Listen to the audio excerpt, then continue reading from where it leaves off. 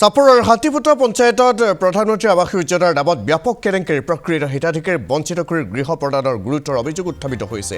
লেনদেনৰ বিনিময়ত একাংশ আৰ্থিকভাৱে সবল পৰিয়ালক গৃহ প্ৰদান, কাজিপাৰা তৃতীয় খণ্ড গাঁৱত একেটা পৰিয়ালক 3 পৰা 4টাকৈ গৃহ প্ৰদান। এই তথ্য প্ৰকাশৰ পাছতে হতচকিত প্ৰকৃত হিতাধিকাৰী সচেতন মহল। ঘটনা সন্দৰ্ভত জিলা আয়ুক্ত বিডিঅ'ক লিখিত অভিযোগ দাখিল কৰিছে গাঁওবাসীয়ে।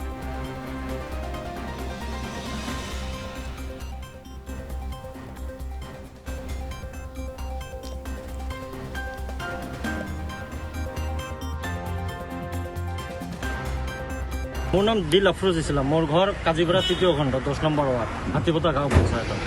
মানে ঘটনা হ'ল আমি যোৱা 20 তাৰিখত PMYৰ যিখন প্ৰধানমন্ত্ৰী আৱাস যোজনাৰ ঘৰ আহিছে সেই তালিকাখন আমি খুজিছিলোঁ। তালিকাখন পোৱাত তাতে নাম চালোঁ গোটেইকেইটা ধনী মানুহ, যাৰ ঘৰত 2-3টাকৈ AC লগোৱা আছে, ইহঁতে ঘৰটো পাইছে। কৰিলোঁ যে ঘৰবিলাক যিহঁতে পাব লাগে ইহঁতে পোৱা নাই, আৰু যিহঁতে পাব নালাগে ইহঁতে পাইছে। যাৰ ঘৰত AC লগোৱা আছে, যাৰ বিল্ডিং আছে, আপোনালোকে যাব পাৰে চাব পাৰে, যিহঁতে 3তলা 4তলা বিল্ডিং আছে ইহঁতে ঘৰবিলাক পাই আছে। আৰু দুখীয়া মানুহ যাৰ ঘৰত টিন নাই, যাৰ ঘৰত বেৰ নাই, ইহঁতে ঘৰবিলাক পোৱা নাই। দালালে চলিছে। ইয়াৰ কাৰণে ডক্টৰ হিমন্ত বিশ্ব শৰ্মা মামাক আমি অনুৰোধ জনাওঁ, ইয়াৰ উচিত তদন্ত, ইয়াৰ মাজত মূল খলনায়ক কেইটাক ধৰি উচিত শাস্তি দিব লাগে।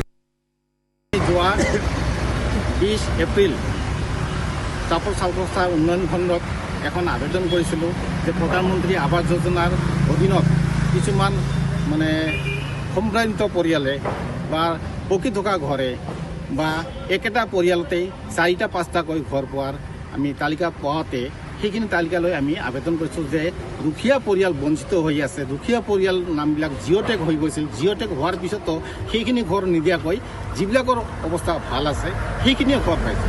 এই বিষয়ে দুখীয়া পৰিয়ালক ঘৰ পোৱাৰ কাৰণে আমি আবেদন কৰিছোঁ।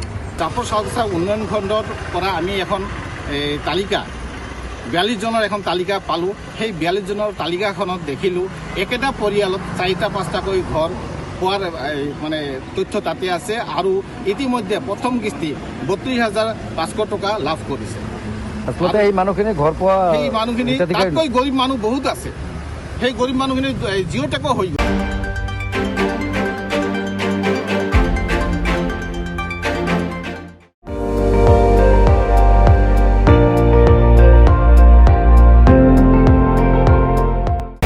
আপুনি চাই আছে ND24, সৰ্বশ্ৰেষ্ঠ নহয় সৰ্বোত্তমৰ দৌৰত।